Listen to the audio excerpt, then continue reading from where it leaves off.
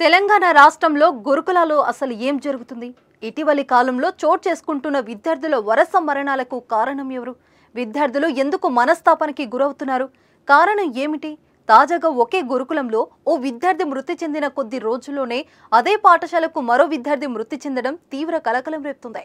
దీనంతటికి ఎవరు బాధ్యులు? పిల్లల మరణాలకు ఎవరు సమాధానం చెబుతారు? అసలు మరో విద్యార్థి ఎందుకు ఆత్మహత్య చేసుకుని చనిపోయింది?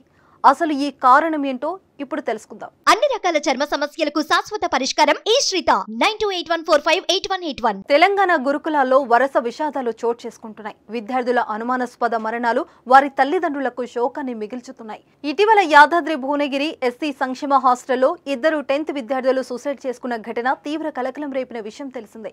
ఈ ఘటన జరిగిన 2 రోజులకే సూర్యాపేట జిల్లా ఇమాంపేట బాలికా మోడల్ స్కూల్లో ఓ ఇంటర్ విద్యార్థి ఆత్మహత్యానికి పాల్పడింది.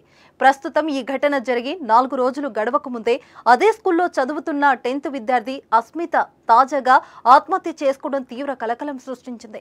అసలు జరిగిన విషయం ఏమిటో ఇప్పుడు తెలుసుకుందాం.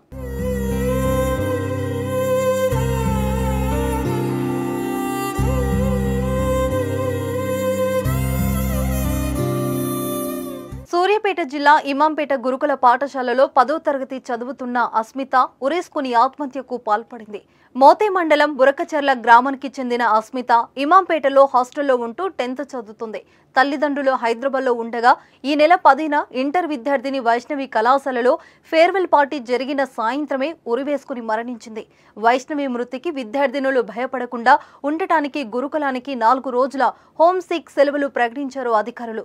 స్కూల్కు సెలవులు ప్రకటించడంతో ఇంటికి వెళ్లిపోయింది. తిరిగి స్కూల్కు వెళ్లాల్సిందే. అయితే ఏం జరిగిందో తెలియదు కానీ ఇంట్లో ఎవరూ లేని సమయంలో ఫ్యాన్కు ఉరివేసుకుని ప్రాణాలు కోల్పోయింది. ఘటనపై కేసు నమోదు చేసుకున్న పోలీసులు విచారణ చేపట్టారు. అయితే ఇలా విద్యార్థినులు వరుస ఆత్మహత్యలకు పాల్పడటం పలు అనుమానాలకు తావిస్తుంది.